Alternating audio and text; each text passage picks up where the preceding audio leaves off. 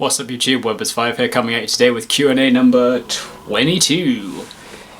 So guys, going slightly back into the trend of what I've been doing recently of doing my Q&A whilst doing something else. However, today, instead of doing it whilst playing a video game, naturally we've got Christmas coming up this weekend, so I've actually got one or two gifts I need to wrap, so I'm just going to be wrapping one of my gifts while I do so.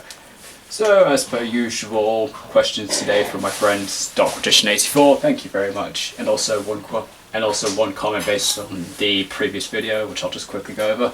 Vanilla ice cream is amazing. Love the voiceover. I think we should use it if I make a trailer. I'll comment again once I have more questions. Yes, thank you. I would definitely enjoy doing some voiceovering for that. Okay, so on to the questions. I'm going to ask questions on some of my top 10 favourite cards. I'll cover my top 10 hated in the next episode.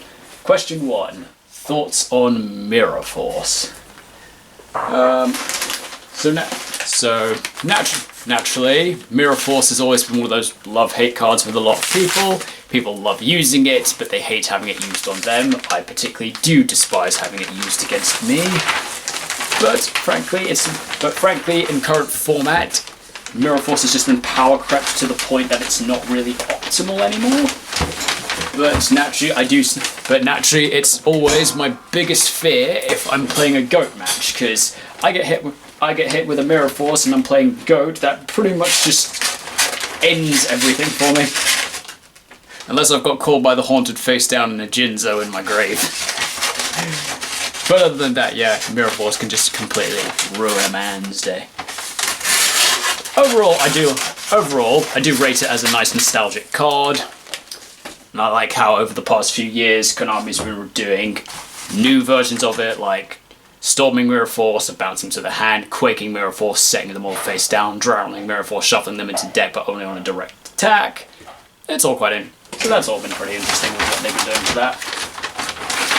So yeah, definitely a nice nostalgic card. I was also very interested when in Brains, it actually got more support in the form of the Mirror Force launcher, so now it can be searched quite easily, so yeah, definitely very interesting. Question 2, thoughts on Elemental Hero Stratos? Naturally, Stratos is a very good card in Heroes, very good when I was playing Heroes with my evil heroes. Stratos was essentially I'm not going to say a one-card combo for going into everything, because with Vision Hero Faris you do need a card to discard first, so it's not entirely one card, but you get it. You get a lot of that. But naturally, yeah, you get a lot of value off of Stratos, which is pretty good. And naturally, people keep seeing all these one-card combo videos because you just go Hero lives, activate. Summon Stratos. Stratos get a search. Do another monster. Go max combo. But yeah. Overall, Stratos very good. He definitely seems to come in and out of the format. Like, there are times when Hero is really good. Like, I think the last time Heroes were massively hyped were when we actually got the evil hero support. But now they kind of seem to be at that point again where they're like, not really as relevant. Where's the end of this? There it is. But yeah, overall, Stratos, great card. I did kind of like how in the earlier video games he was called Elemental Hero Airman, but I suppose that kind of got changed because naturally Airman is something that you would use. I think it might have been something based around Mega Man, because Airman is something from them, so maybe they complained. I don't know. Question 3, thoughts on Eternal Soul? Eternal Soul, definitely a very good addition to the Dark. Definitely, it's a very good addition to the Dark Magician deck. I will admit, ever since you've had a Magician Soul, it's made Dark Magician a lot more difficult to actually deal with. But naturally, all good cards, they have their inherent weaknesses. Naturally, Eternal Soul's weakness being its downside for when it leaves the field, that it blows up all of your monsters. But naturally, with the newest support with Dark Magician the Dragon Knight, you can protect. You've essentially got an easy way to protect that from happening. And naturally, also know your method of playing things like Starlight Road to protect yourself from death as well. But yeah, And I understand in the past it was a bit more difficult for you to go into because you either had to just directly, because it was like you either had to hit it off Dark Magical Circle or just directly search with Magician's Rod. But now with the new Magician's Salvation, you can just set it straight from the deck. I feel like that's now kind of the next thing that players feel Konami needs to address with these things. Because naturally the first problem we've had over the past few months and years is when Anaconda was legal and all these fusion summons that use materials from the deck. Now essentially in lots of decks the problem is they let you directly set things from the deck because it's not special summoning, because it's not adding, you can't ash it. So I don't really suppose it's so much that they need to do something about these strategies and stop doing them. They need to make a new hand trick that says your opponent can just not so much. Maybe just like a newer version of Ash, which says negate an effect that would put a card from the deck to another position. And then it covers all these issues of like setting, which gets around adding an Ash, which would be nice.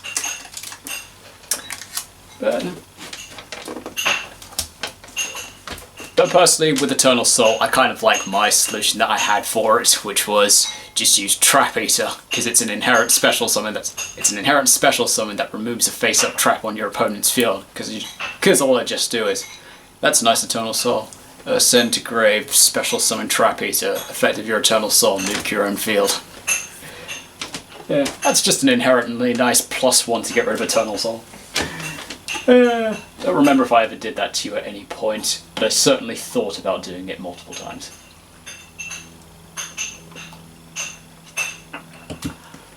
Question 4. Thoughts on Miracle Fusion? Miracle Fusion, I definitely rate it as a fusion card. Gives you lots of versatility. What you can do in hero strategies. Either if you want to use it for one of the proper old school heroes, or like one of the Omni heroes. Nice bit of versatility, and then also once they released Parallel World Fusion, it basically just means you can go Miracle Fusion, do the materials, go into like either Classic Hero, then you could do Parallel World, put them back, and then you can use the same materials with for like say one of the Omni heroes. So yeah, it's pretty interesting. Yeah.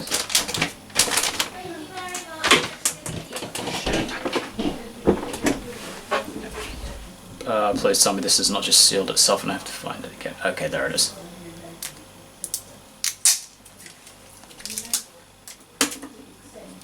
Okay. Naturally, Miracle Fusion a lot better now that they've released Elemental Hero Sunrise, which you can just directly search it, which is great.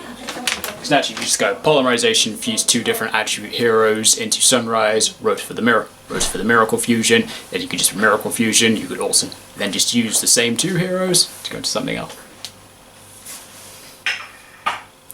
Sorry guys, my neighbour's just come round. Quick pause, I'll be back in just a moment. Sorry about that guys, just had to quickly sort a slight business deal with some of the booze that I've been making with my neighbour. Okay, so I was just talking about Miracle Fusion, so question 5, thoughts on Dark Magician Girl. Naturally, Dark Magician Girl, very, very nostalgic, she's pretty great, much easier to use now that we've got Magician Souls, despite the fact most people would primarily use that for Dark Magician or some random spellcaster that you're using in your strategy. So yeah, she's nice. Also quite nice that she got the Magician Girl's archetype, so she's a bit more she's now a bit more what's the word I'm looking for? Independent, that she's not completely reliant on Dark Magician anymore, which is quite nice.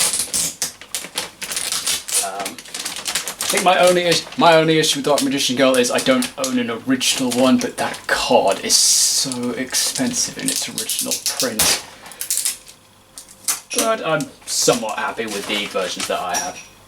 And I did also enjoy playing her in Endymion for a small part of time, even though that reason was to summon Beatrice so I can dump Jalgun and then summon it immediately off Selene. But now I've got But now with Spellbook of Judgment back, I've got much easier ways of going into Jalgan. Question 6. Thoughts on Elemental Hero Shining Flare Wingman? I definitely rate Shining Flare Wingman for his nostalgia. Also back in 2007 when I was playing the video games, I did play a hero variant at one point. And because of King of the Swamp, it was so easy to just go into Shining Flare Wingman. Because you just go, Polly, fuse King of the Swamp with Sparkman. Boom, you got a Shining Flare Wingman. It was great. It was great. Also kind of like that he's had this like this kind of semi-retrained combination with Neos in the form of Neos Wingman. I mean, I understand it's not the same thing, but it kind of works in a somewhat similar way, so quite nice. Yeah. And naturally I do understand that he's difficult to go into, but it is always amusing watching you drop Shining Flare Wingman against someone. And I'm also very happy with the version of Shining Flare Wingman that I have and I pulled from an Elemental Energy pack. Pretty sure mine's first edition Ultra, which I'm quite happy with. Okay, that covers it for your questions that you've got on favourite cards. Question 7. This one is another parallel universe question. If you met a version of yourself that's a woman, how would you react? Not really sure how I'd react. I mean, I do recall this one point of time when my sister was at home and she showed us this app of like, what would you look like as the opposite sex, and showed me a picture of my one. I'm like, not bad. It's alright. So that's probably what I would expect, and I don't know, doesn't look so bad, but don't really know how I'd actually react if I was to meet a female version of myself. Perhaps if parallel universes ever become a thing, maybe I will find out. Question 8. If you never got into Yu-Gi-Oh, what do you think your life would be like? That's very I probably should have had to think about this question before I did the Q&A, because I don't really... I mean, Yu-Gi-Oh is now kind of like a big part of my life. I mean, I love playing it, I love judging events, doing trades, collecting, it's all really great. Can't really imagine what my life would be like if I didn't go into that. That being said, there was a very brief point in time where I was really into the Pokemon, where I tried out the Pokemon TCG. I think it was during when they had started the mechanic of break evolutions, and I played a bit of that, because Greninja Break was absolutely disgusting back at that time, and I really enjoyed playing it. So, who knows, maybe I would have gone into Pokemon, maybe I would have gone into a different TCG. Kind of hard to say, but I don't know. Don't really know what would be different about my life if I never got into the game. But, so yeah, who knows. I mean, growing up I was always into Yu-Gi-Oh! And I was always into Pokemon, but if maybe Yu-Gi-Oh! Hadn't been a thing, my guess would be maybe I'd probably just be playing a lot more of the Pokemon TCG. Okay, on that note, that's my gift pretty much wrapped up. Now I just need to sign the thing. But I've still got 2 more questions to get through. So, question 9. What if Synchros, Xyz, Pendulums, and Links never existed? Can you imagine what Yu-Gi-Oh! Would be like? I once did a video about this back in 2017, and I'm thinking about redoing it, because obviously that video is lost. If we didn't have... Well, if we didn't have any of the mechanics past fusion and ritual summoning, then naturally a lot of my favourite decks wouldn't exist. And so I have absolutely no idea what kind of deck I would be playing at this point. Or sort of what decks would be exist. Or sort of what decks would exist. It would certainly be very different.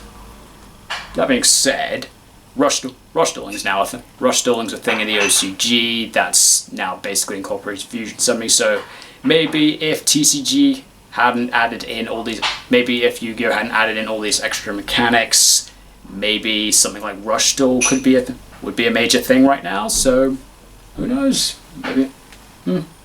Maybe that would be very interesting. It's hard to say, but frankly, without all those mechanics, it could just be something a bit more straightforward, kind of like GOAT format. GOAT's just a great eternal format, and I absolutely love it. My locals are still trying to get a GOAT format tournament going, but currently at the moment most of the guys want us to do Edison before anything else, which I don't feel is fair because so many people have wanted us to do GOAT for ages, but now everyone's so into Edison right now. But I will have a think. Personally, I would like to have a GOAT format tournament before we do anything else like Edison or one of the other formats. Hard to say. And question 10. What if you lost a 4-lettered word beginning with G? 4-letter word beginning with G. Well, obviously that might mean girl. Over the years, I have dated different people. I have lost girlfriends from it. Oh well, no big deal. I know what you were trying to do, Richie. It's not going to work with me. And on that note, that is all the questions on my Q&A. Thank you very much, DarkPartition84, for your questions. And for those, I'm currently debating whether I'm going to do another update next week, because naturally it's going to be just after Christmas, and for those who don't know, I work in retail, so we're going to be absolutely swamped. So we're really busy this week leading up to Christmas. Naturally I've got my days off on Wednesday, so that doesn't apply, so that's not huge. But it has been very exhausting this past few days. Like leading up to Christmas, we've got a lot of extra stuff coming in. People are just going to be in buying booze frequently. So I may do another Q&A next. I might do my standard for a Q&A next week. But I might personally take the day off. I might personally just take a week out just to try and relax, get my mind off everything and set. But we'll see. Thank you so much for watching, guys, and I will see you next time.